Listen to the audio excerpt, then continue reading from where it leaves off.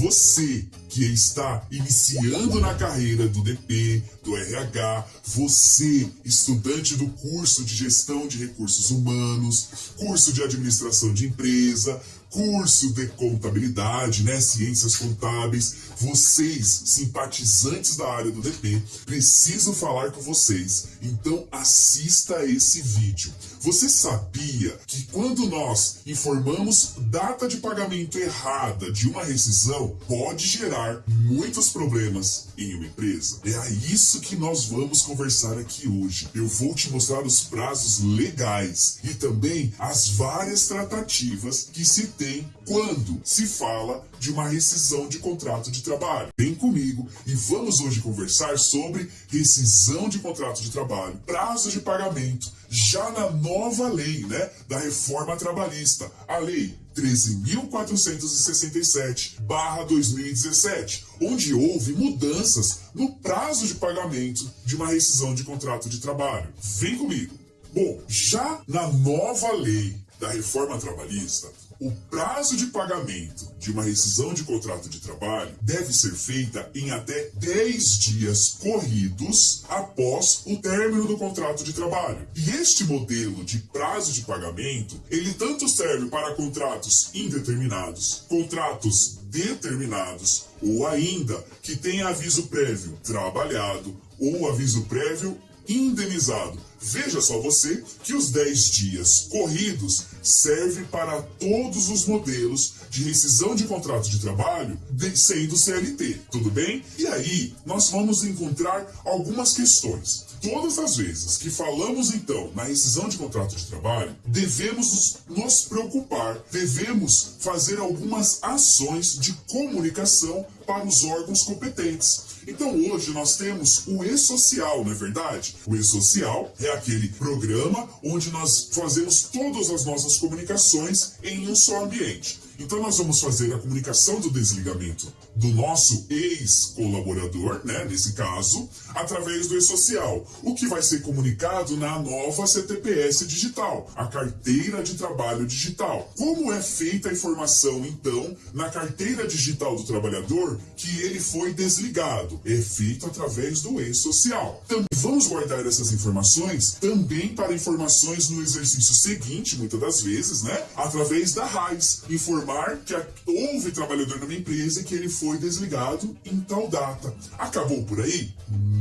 Não acabou por aí. Precisamos também informar do próprio mês, no mês subsequente, ou ainda dentro do próprio mês, que vai ser através do FGTS, que é a CFIP, Muita gente fala CFIP, GFIP, GRRF, Aqui é a multa de FGTS sobre o desligamento. Então nós vamos comunicar ao INSS e ao Fundo de Garantia o desligamento através do programa CFIP, isso mesmo. Esses são os comunicados que devemos tomar muita atenção para que seja feita de maneira correta, A mesma data, não pode haver divergências na data do desligamento. E aí nós vamos, feito a comunicação, nós vamos nos preocupar com o efetivo pagamento, que eu já disse para vocês. Qual é mesmo? Isso mesmo, 10 dias corrido. E aqui, aonde se mora também um grande questionamento. Vem a primeira pergunta. Quando a empresa manda embora, o seu colaborador, ela tem 10 dias corrido para fazer o pagamento. Mas se nesses 10 dias corrido cair em um sábado ou domingo, o que fazer? E aí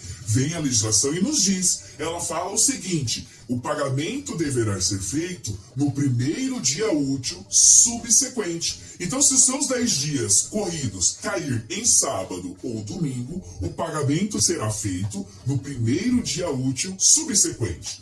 Mas e quando acontece do empregado, o colaborador, pedir a conta? Qual será o prazo de pagamento para esse empregado, uma vez que não é a empresa que está dispensando, mas sim o empregado que está pedindo a sua dispensa? Qual será o prazo de pagamento? o mesmo, né? Então, tanto faz a empresa dispensando ou o empregado pedindo a sua dispensa, o prazo de pagamento de uma rescisão de contrato de trabalho será de 10 dias corridos, sendo que, se cair ao finais de semana, esse pagamento será feito no primeiro dia útil subsequente. E agora nós vamos ainda abrir um pouquinho mais essas questões de pagamento. Vem comigo. E se eu der um exemplo para vocês? Olha só, vamos colocar aqui um exemplo fictício. Caso seu colaborador tenha ficado 9 meses na sua empresa, e aí houve uma dispensa sem justa causa, no dia 30/4. Então, no dia 30/4, houve uma dispensa sem justa causa. E esse contrato está sendo o aviso prévio dele, pois ele já é um contrato indeterminado, né? Então, o aviso prévio dele está sendo indenizado, ok? Então, o aviso prévio está sendo indenizado. Mas qual é a data de término da nossa relação de contrato de trabalho? 30/4. O pagamento vai ser 10 dias corrido, contado sempre a partir do próximo dia. Então, a partir do próximo dia, começa a contagem dos dias corridos. Isso mesmo. Então, no dia 1/5, começa a contagem do pagamento, o prazo de pagamento, que são 10 dias corridos, e vai ser, então, a empresa pode pagar a sua rescisão até o dia 10/5 desse mesmo ano. 10 dias corridos. Isso é caso a empresa tenha dispensado o seu empregado com aviso indenizado. Agora, se eu te der um outro exemplo, desse mesmo trabalhador, a data da relação terminou no dia 30/4 de determinado ano. Só que ele já estava de aviso prévio, olha só. Então o aviso prévio dele começou 30 dias antes. No dia 1/4 foi comunicado o aviso prévio e ele cumpriu o aviso prévio de 30 dias. Sendo que ao final ele poderia faltar os 7 dias, né? Ou ainda durante esse aviso prévio ele reduzir a sua carga horária em 2 horas, né? O famoso sair 2 horas mais cedo, tudo bem? No dia 30/4 ele também terminou a sua relação de contrato de trabalho. Qual é o prazo de pagamento? Os mesmos 10 dias. Então, tanto faz para aviso indenizado, como eu já havia falado, ou aviso trabalhado, tanto faz o modelo de rescisão, o prazo de pagamento sempre será 10 dias corrido. Lembrando que se cair aos finais de semana, poderá ser feito o pagamento no próximo dia útil, sem qualquer tipo de consequência, tá bom? De penalidades, tá bom? Isso é importante. Agora vamos colocar uma pitada aí, vamos colocar uma pitada, uma pimentinha nessa nossa relação, vamos colocar uma pimentinha aí? Olha só, nesse mesmo exemplo que nós estamos, agora esse funcionário, esse nosso ex-colaborador, já não tem apenas 9 meses. Ele tem sim mais de 1 ano de trabalho, ok? Quando se fala que ele tem mais de 1 ano de trabalho, o aviso prévio dele, ele vai ter aquele aviso prévio proporcional, isso mesmo, 3 dias a cada ano, não é verdade? Então ele tem um aviso prévio mais 3 dias, que é o aviso prévio proporcional. E eu te pergunto, agora que o aviso prévio dele é 33 dias, como seria a questão do prazo de pagamento de uma rescisão? Vai começar a contar a partir de quando? Muita gente entra numa confusão aí, muita gente, porque as pessoas acham que o aviso prévio proporcional é trabalhado, mas não é. O aviso prévio proporcional, ele é uma indenização, não tem relação com o trabalho e, por sua vez, não tem relação com o impacto dos 10 dias corridos. Ele é apenas uma indenização, mais um evento que vai ser incluído na rescisão de contrato de trabalho para que seja feito o pagamento, tá bom? Então, a relação de contrato de trabalho dele vai terminar também no dia 30/4. Só que ele, além de todas as verbas rescisórias que vai receber, ele vai receber um acréscimo, né? Ele vai receber um aviso prévio proporcional de mais 3 dias nos seus proventos. É isso que vai acontecer, tá bom? Mas ainda temos algumas coisas para conversar sobre isso. Vem comigo. Agora, já sobre o efetivo pagamento dessas verbas rescisórias, existem algumas maneiras que podemos pagar. Quais são? Nós podemos fazer por dinheiro, que é uma moeda corrente. Nós podemos fazer por depósito. Nós podemos fazer por cheque visado, em acordo entre ambas as partes. E nós podemos fazer também um quarto elemento aí, que é o de compensação, né? Aquele caso onde vai existir uma relação entre empregado e empregador, onde, por exemplo, pode ter existido empréstimos, né, vales, e vai querer se descontar da rescisão, e aí a gente vai chamar aí de compensação, tá bom? Também muito usado. Mas todas as vezes, olha só, vamos agora por partes. Quando se falar de moeda corrente, é sempre uma atenção, tá bom? Sempre tomamos uma atenção. Veja-se na convenção coletiva da categoria o que ela trata sobre isso. É importante olhar a convenção coletiva da categoria sobre os pagamentos de verbas rescisórias. É esse tópico que você vai procurar lá, tá bom? Uma vez feito isso, você vai observar que nem sempre se fala sobre o pagamento em dinheiro, tá bom? E aí, com isso, vai acontecer o quê? Vai sobrar a forma de pagamento em depósito ou cheque visado. O que vale sempre destacar, e eu peço muita atenção, que o prazo de pagamento, os 10 dias que nós estamos conversando aqui, essas verbas rescisórias têm que estar obrigatoriamente disponível para o trabalhador nestes 10 dias. Tem que estar disponível para o trabalhador nestes 10 dias. E não somente no 10º dia a empresa vai lá e faz o pagamento, por exemplo, em depósito, né, para esse trabalhador, para esse ex-colaborador, faz um depósito, e esse depósito, o que pode acontecer? Ficar vinculado no banco, e aí ser disponível no dia seguinte. Tem muitas vezes que ficam 3 dias, né, depositou em cheque, que é de um outro banco, né, fica 3 dias retido lá, o crédito vinculado, né, para o trabalhador para ficar disponível. Aí estamos em uma roubada. Estamos pegos, pois nós, do departamento pessoal, temos que orientar o nosso empregador, o departamento financeiro que vai fazer a realização desse pagamento, que esse valor tem que estar disponível para o trabalhador em até 10 dias corrido. E não, no 10º dia, realizar o pagamento e que esse pagamento não fique disponível para o trabalhador. Muita atenção nisso. Fica essa super dica aí para você que está iniciando na área de departamento pessoal, recursos humanos. O pagamento sempre deve estar de forma disponível dentro do prazo legal. Agora, e sobre a compensação numa rescisão, né? E aí nós nos remetemos, puxa, compensação acontece bastante. O artigo 477 da CLT, lá no parágrafo 5º, diz o seguinte, que em uma rescisão de contrato de trabalho, os seus descontos, né, por questões de compensação,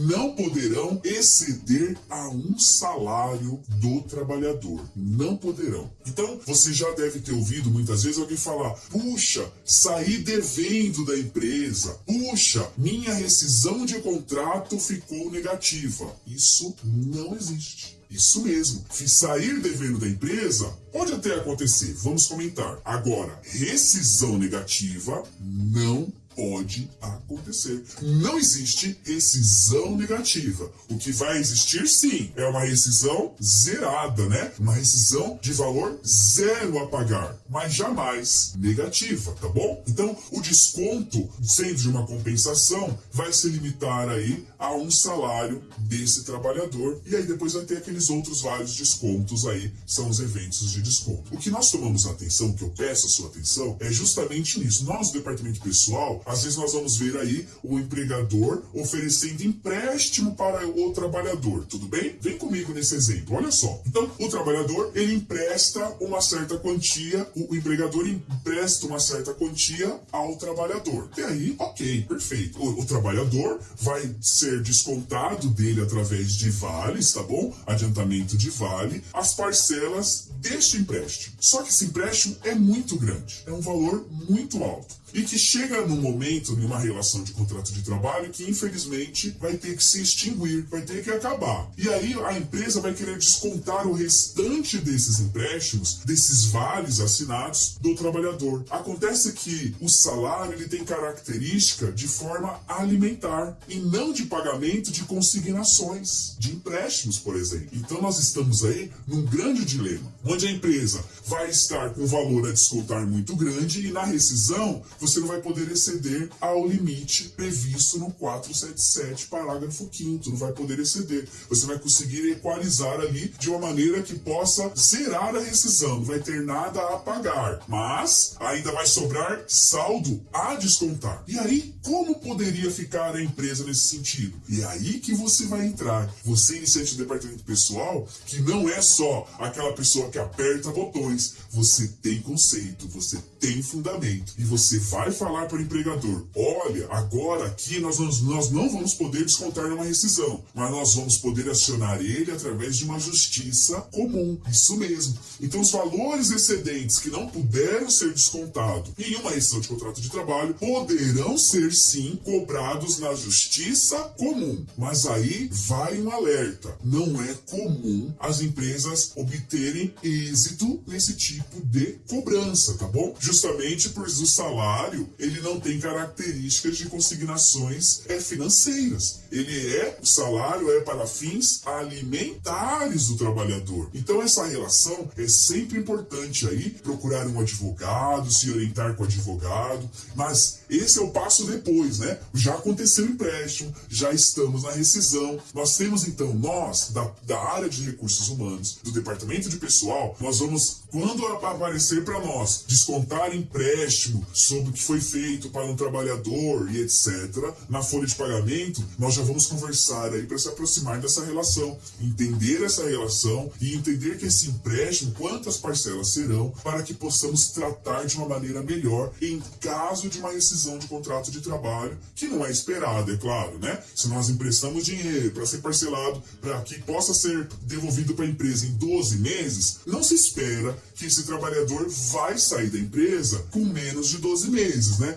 Tem muita gente que se vê aí até numa maneira de uma garantia, uma estabilidade na empresa, de relacionamento apenas, né? Já que existe esse acordo de amigos, né? Empregado, empregador, que ofereceu empréstimo, vai pagar em 12 meses. Então existe essa relação, o trabalhador se sente acolhido, o trabalhador se sente amigo e etc. Mas pode acontecer surpresas aí. Surpresas, por exemplo, como agora. Estamos num momento de pandemia, onde as empresas estão quebrando, muitas não vão conseguir manter um relacionamento com o seu funcionário, vai ter que fazer a rescisão, e aí vem a pergunta: e aquele empréstimo? Como será feito o desconto se eu não posso passar de um limite? Se eu não posso deixar a rescisão negativa, muito menos ele me devolver dinheiro no final, já que a rescisão ficou negativa. Essa cobrança vai ter que ser feita através de uma justiça comum. E aí precisamos de um advogado, precisamos estar aí bem relacionados entre todas as partes. E é aí que você entra, iniciante de departamento pessoal, e é aí que você vai começar a mostrar que você tem um futuro promissor. É isso que eu quero de você, é isso que eu espero de você, e é isso que eu vou ver você no futuro, não tenho dúvida disso. Mas vamos continuar aqui mais um pouquinho. Para que possamos agora entrar numa conclusão desse vídeo, prazos de pagamento de uma rescisão, nós vamos cair no termo de quitação de obrigações trabalhistas com o nosso ex-colaborador. Esse termo de quitação foi introduzido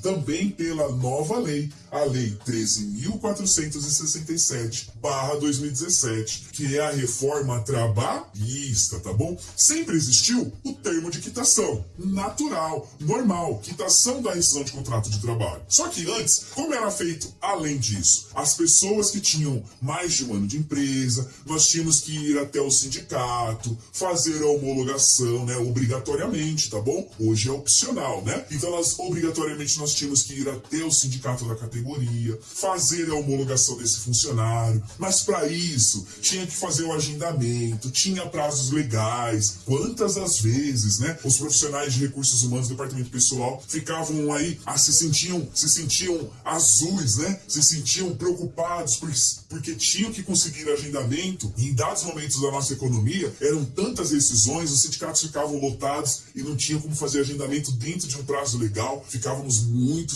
preocupados com tudo isso. E aí, nesse modelo antigo, chegava lá, fazia a homologação, então tinha o termo de quitação e tinha o termo de homologação, os dois termos. Aí veio a nova reforma trabalhista e falou: agora é opcional fazer a homologação do trabalhador no sindicato. A homologação tem que ser feita, sim, mas pode ser feita, então, dentro da própria empresa, tá? A própria empresa vai explicar aí para o trabalhador todos os direitos que estão sendo pagos, explicar os seus devidos descontos, fazer a homologação dentro da empresa. E aí tudo bem. Só que qual é o grande que dessa nova legislação, né? Ela instituiu o termo de quitação de obrigações trabalhistas com esse funcionário. Esse termo de quitação, o funcionário, o trabalhador, ele pode exigir que esse termo seja visto também pelo sindicato da categoria. Isso mesmo. Só que olha só, gente, vem a nossa grande sacada. Esse termo de quitação de obrigações trabalhistas precisa ter a presença do sindicato. Então a empresa não pode fazer o termo sozinha, o termo de quitação de obrigações trabalhistas, tá? Não é o termo de quitação de pagamento da rescisão. Termo de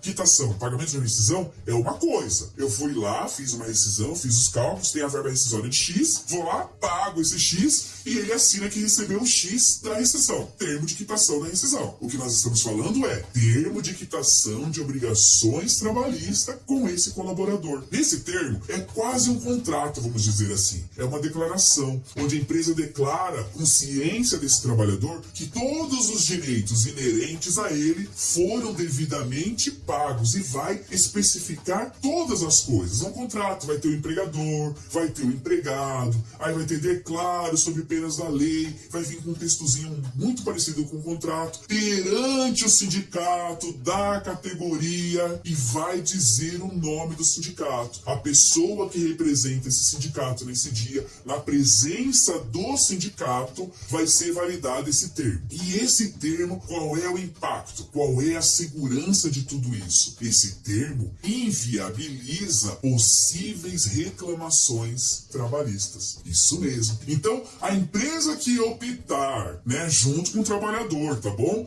Realizarem esse termo de quitação de obrigações trabalhistas, irão até o sindicato validar esse documento. E quando validar esse documento passa a inviabilizar possíveis reclamações trabalhistas. Não é que não pode mais fazer reclamação trabalhista. Pode, mas ele veio justamente para inviabilizar, pois vai diminuir os processos trabalhistas que muitas das vezes são incabíveis, né? Estava tudo pago, tudo demonstrado, mas o funcionário não tinha transparência de todas as coisas, achava que as coisas não estavam totalmente corretas e entrava com uma reclamação trabalhista e aí gerava todo aquele processo muito grande para ao final se esclarecer que estava tudo pago. Buscando inviabilizar tudo isso, se criou o termo de quitação de obrigações trabalhistas, onde vai inviabilizar o processo trabalhista baseado na validação do sindicato da categoria deste profissional. Então é um documento muito sério. É um documento onde vai mostrar que todos os direitos inerentes ao trabalhador estão quitados. Todos os direitos inerentes ao trabalhador estão corretos, né? É um documento muito importante. As empresas se utilizam muito deste tipo de documento quando esse trabalhador ele tem algum certo... Nos parece que esse trabalhador quer entrar na justiça, a empresa vai ter que contratar um advogado para se defender, etc., de coisas que estão já super bem resolvidas, muitas das coisas podem ter entrado em comum acordo, e aí esse tipo de relação, para não desgastar no futuro, a empresa já pega e já oferece a esse empregado essa condição. Ele aceitando, né, importante, é sempre de comum acordo, nós vamos até o sindicato e lá nós vamos homologar, nós vamos validar o termo de quitação de obrigações trabalhistas. É muito importante esse documento. Dentro de uma rescisão de contrato de trabalho, além do pagamento das verbas rescisórias dentro do prazo, além do pagamento das verbas rescisórias totalmente corretas, né, que são os cálculos das verbas rescisórias, e com isso, além das verbas rescisórias estarem corretas, o pagamento está correto dentro do prazo, tem esse importante documento que você, iniciante do departamento pessoal, deve falar para a empresa sempre que possível. Percebeu que tem uma certa ranhura entre empregador e empregado, percebeu que tem uma certa instabilidade nessa relação, pode se antecipar, mostrar essa ferramenta que vai solucionar todos os problemas antes de chegar no processo trabalhista. Se houver problema, o sindicato vai falar, o sindicato vai pautar e aí vocês vão entrar numa solução desse possível problema. Não havendo problemas, vai ser validado esse documento, vai ser homologado esse documento e aí deixa a empresa com mais segurança, com mais fôlego aí para continuar as suas atividades, sabendo que aquele trabalhador, aquela rescisão de contrato, aquela relação entre empregado e empregador já foi vista, inclusive, pelo sindicato. E vocês têm um documento de obrigações anuais trabalhistas de forma tudo ok. Agora vem a grande sacada. O EC, vamos colocar assim, né, uma expressão para a gente ficar mais próximo. Mas se a empresa não pagar a rescisão de contrato de trabalho no prazo legal, o que acontece? Gente, caso a empresa atrase por mais que um dia o pagamento da rescisão de contrato de trabalho, pode sofrer aí uma reclamação trabalhista e lá vai estar previsto a multa de 1 salário da pessoa por atraso na rescisão, no pagamento da rescisão. Então nós da área devemos tomar muita atenção justamente no que eu falei no começo do vídeo. O que eu havia dito? Eu disse lá que o prazo de pagamento de uma rescisão é de 10 dias corridos. Ok, mas que nesses 10 dias corridos, as verbas rescisórias, o valor tem que estar disponível. Isso mesmo, o valor tem que estar disponível. Então, você que vai passar essa informação para o financeiro, né, para o empregador. Olha, o valor de pagamento dessa rescisão é X valor. Você pode pagar até tal dia. Geralmente essa é a comunicação, né?